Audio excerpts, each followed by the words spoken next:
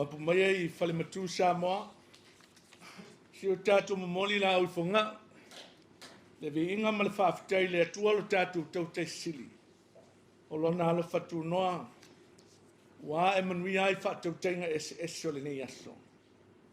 Le au tātou tāpua I atu I le atua. O au nei o le malamalama o le lalolangi. O le muli mai a tiao. E le savali o ia I le poliuli. Ai a te ia le malamalama o le ola. Si o tātou tano. Whātonu mailo wa nganga pa ia le tuai. I o mātou loto manei. Ne o mātou whai ai le awa ma le mi ngao le nei Tapuaiga I la ufio. Mai ua tuai le whasilisili o lo vi inga. E ala lava ia Yesu ke risola mātou tano. Amen. O le whaitawina o le tuspaia. O le tusfilfilia mo le ne Afiafi o mau mail whain fau. O le unua I tusi a Ioane o lona mta upu mua. Tātou whaitau whatasi le whai upu e lima o I le fitu. Ioane mua lona mta upu mua. Tātou whaitau whatasi mai le whai upu e lima. Le whangata mai le whai upu e fitu. Mole au maua. Tātou whaitau ma whalongolongo I a whionga pa I a le tua. O lenei foi le whiau na mātou whalongolongo ai mai a te ia. Wa mātou whailo atu ai foi I a te utou. O le malama lava le tua. Ai le ai lava se pōli uli o I a te ia. A whai tātou te whai atu. Ua tātou mā futa whatasi mai ia. Ai sava vali I tātou le pōli uli. Ua tātou pelo ai. Ua tātou le whaia foi le upumoni.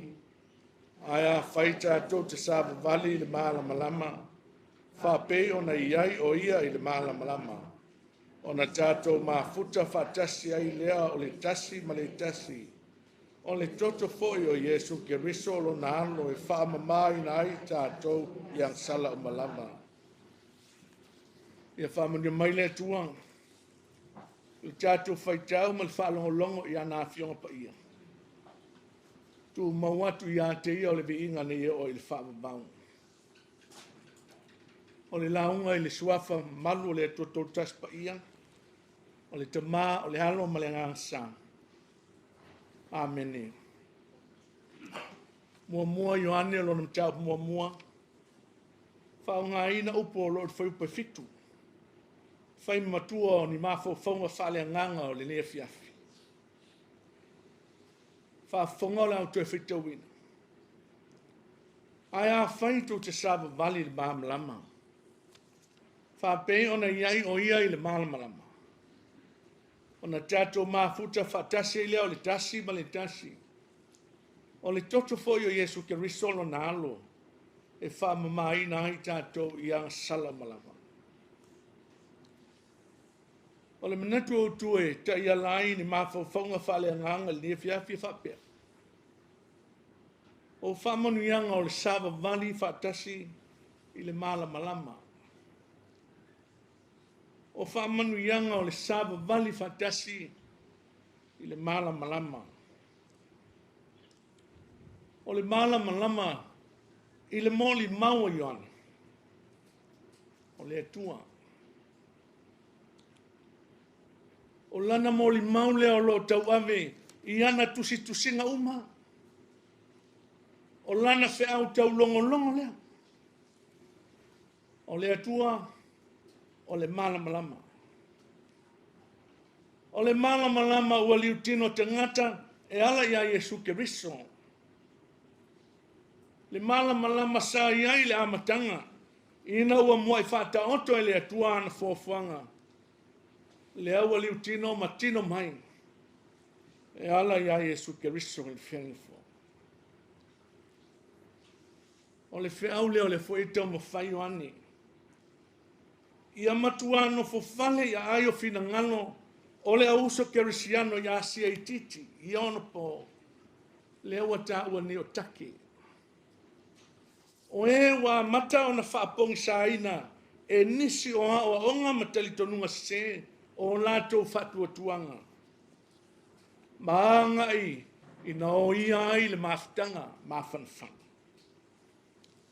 O lale apostolo, o lene i fo ile fi au na mato whalongolongo, ai mai a te ia. Ua mato whailoa te fo i atu tau. O le malama lava le atua. Ai le ai se pōli uli a te ia. Mai leo se tala fatu. Pōni upu e mane ai. Ao le moli mau e moni ma wha maoni. O le atua. O le malama. O le sava vali le malama. O le ona i le finangalo o le atua. Na iau mai ai leo na whaafia ngai. O le sava vali le pōli uti. O le ola i awa onga mami onga ti apo. O le wha lose Ioane le uso. Ina nei wha se ina i lantau. I awa onga matalito nunga e fōringa e mānaia matalia mo fie. Ai uai le sava vali whaatasi ma le ti apolo i le pōli uli. O non lantou mele leo whamanuianga. Ua whatau ina ma fola ina mo e sava vali le malama. Sava vali ma le atua. O poa whai matua e a whaito te sava vali le malama. Whapei ona iai o ia le malama. Ona tātou ma futa whatasi e leo le tasi ma le tasi. O le toto foi o Yesu ke risolo na alo e whaamamai na i tātou. I anga sala umalama. O le tasile o whamani anga sili le manatu o Ioane. E maua ina ua ola le tangata i le malama. Ina ua savali i ala o le atua. Sava vali whatasi i le malama. O le mafuta whatasi. O le fisota inga e vavala lata. O le mafutanga e mawhanawhana. E mawhai ona mau. Be ao ina sava vali whatasi o le toa lua i le malama. Be ao ina ona whatasi tangata. I le whina ngalo pa ia o le atua. Sa vali loa le tasi le malama. Sa vali le isi le pōliu. Ona le aile o se mafuta whatasi.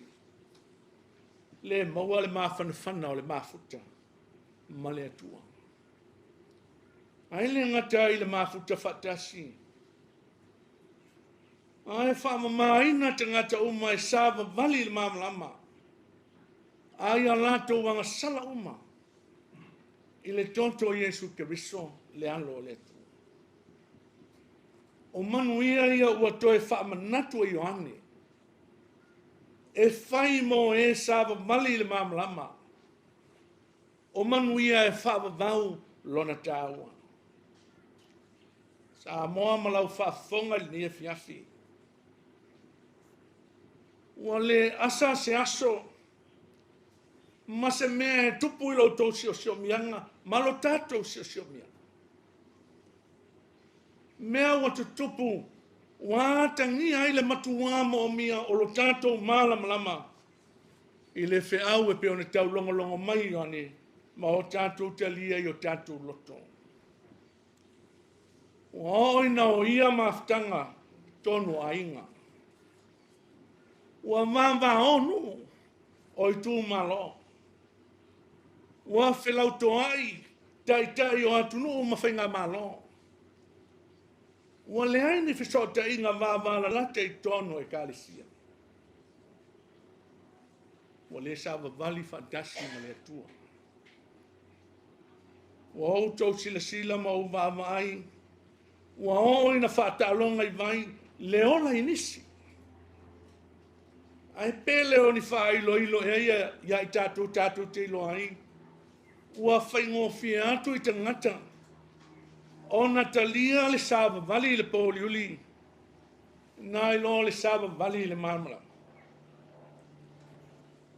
O lo tātou o taulangi o Samoa, ua suluia i le malamalama o le tala lelei. Alfesili. O tātou savavali ai i le malamalama o le tala lelei. O le malamalama o le atua, o lana amiotonu, o le whamaoni, o le alofa. O le savavali i le malamalama. O le ola i le amiotonu. O ola i le whamaoni o le atua.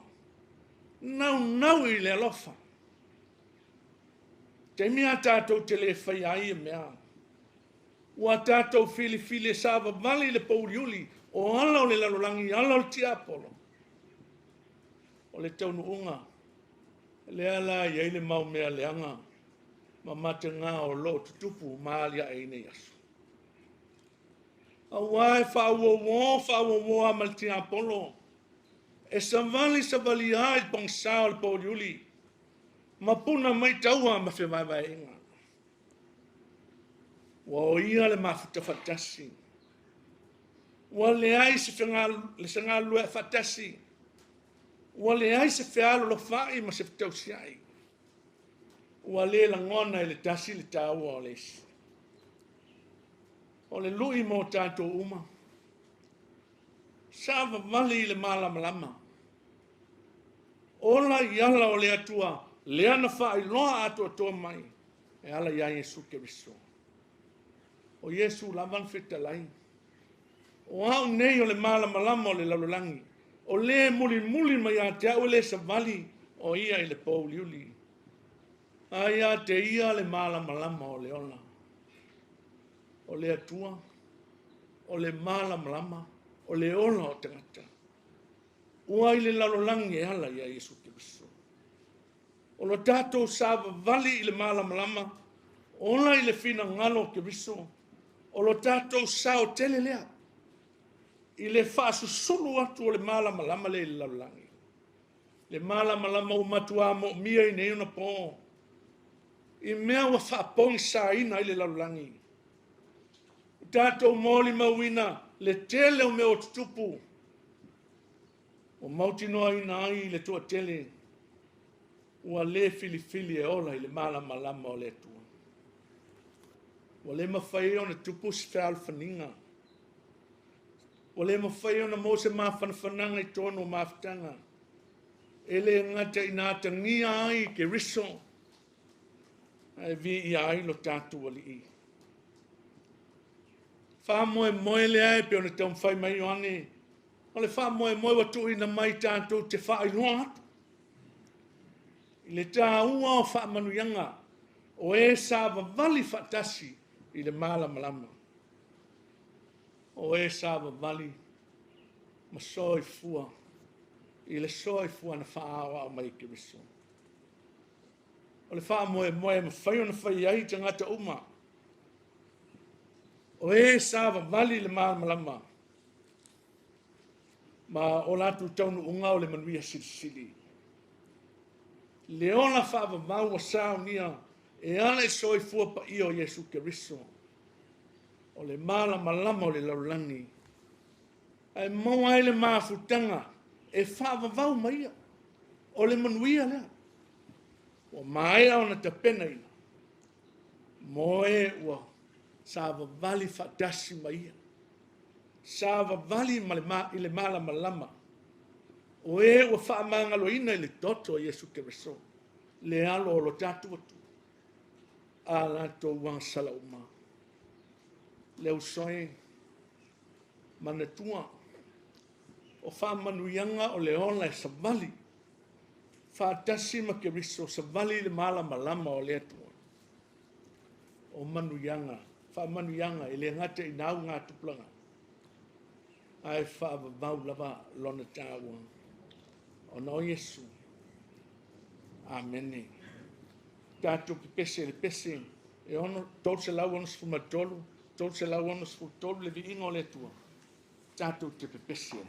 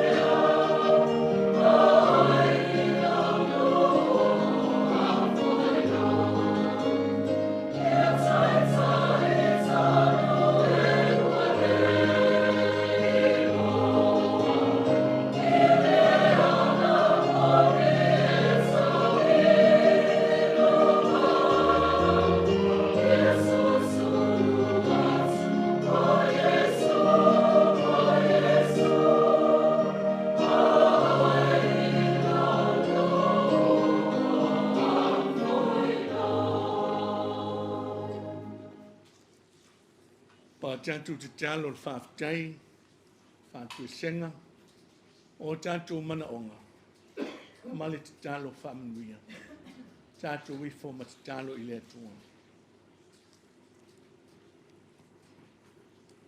Wa ngai na mo mali atu le malama o le nei aso lo mātou atua.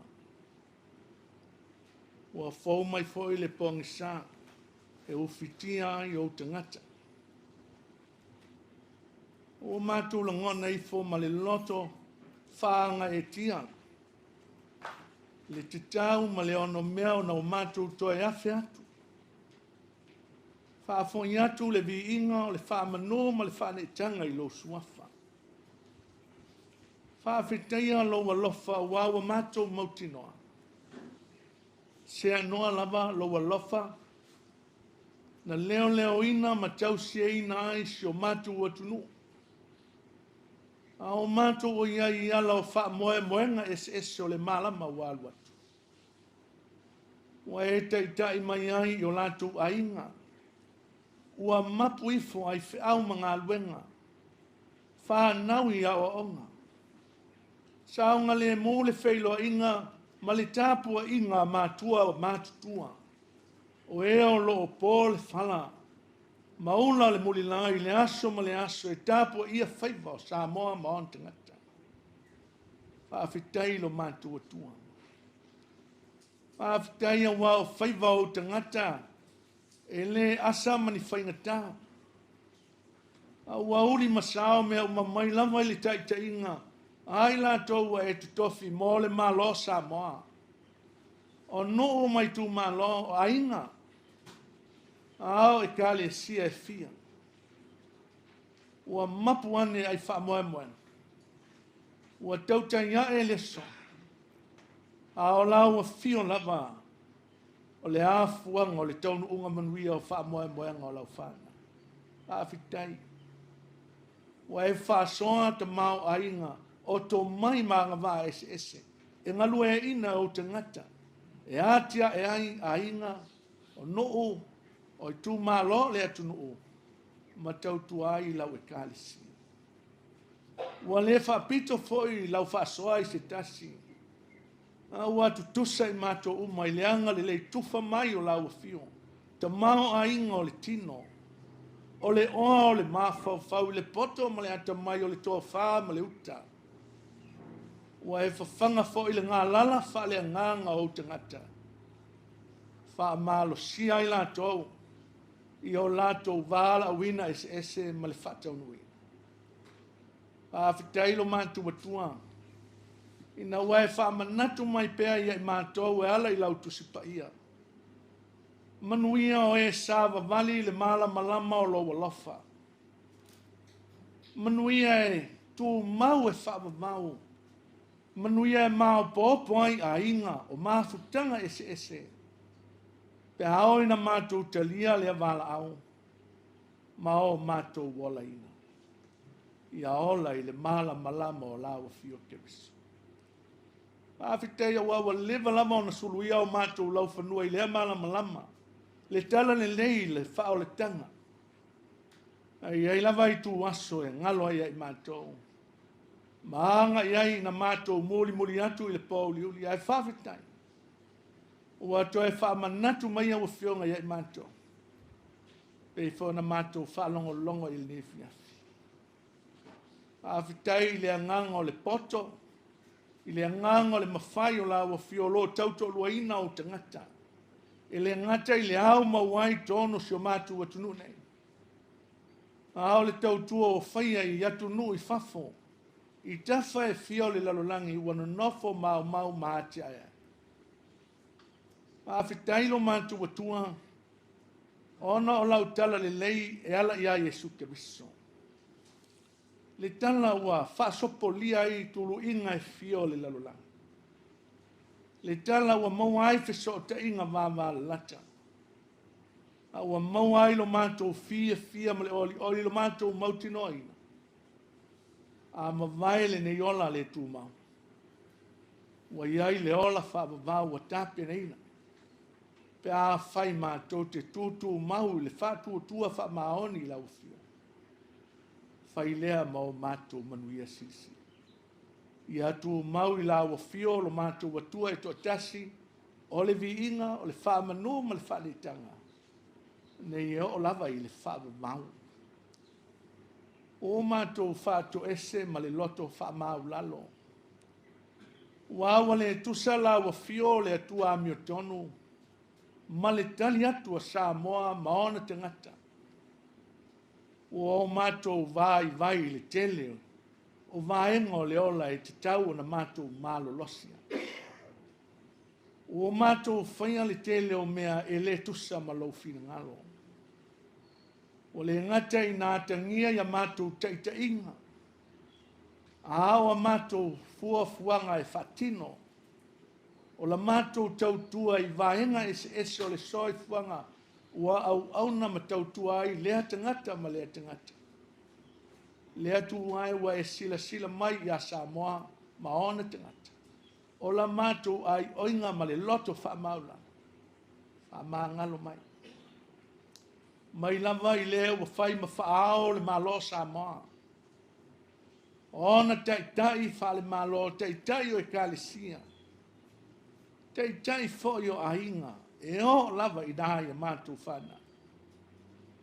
O mātou anga sala I o luma. O mātou se lo mātou tamai. O mātou sa ili atu ai la loifo le sa tauro lo walo Yesu Keriso. Li lingi mai alo na toto, le toto le whenga fo. Wha mama wha ngalo I nai I mātou. Lo mātou atu ai. Ola mātou te tālo whatasi li nei Afiafi. Mātou sa ili whatasi I lau fio mau manuia awasa moa maona te ngata. Wha manuia I le ao le malo Samoa maona tuta whai. Wha manuia I taitai o le malo, taitai o e kālesia, taitai o noo maainga ma o lato nafa te wavi. Whamanuia I le malosi o Samoa maona te ngata. O e olo whaia le whaiva o le tautua. So se vaenga o le au nanga I Samoa mātunu I whafa. Whamanuia I alo ma whanau. O le lumana I o Samoa maona te ngata. Mea lava whanau o Samoa, whanau ata mamai lo fina ngalo. Whanau e loala ua fio.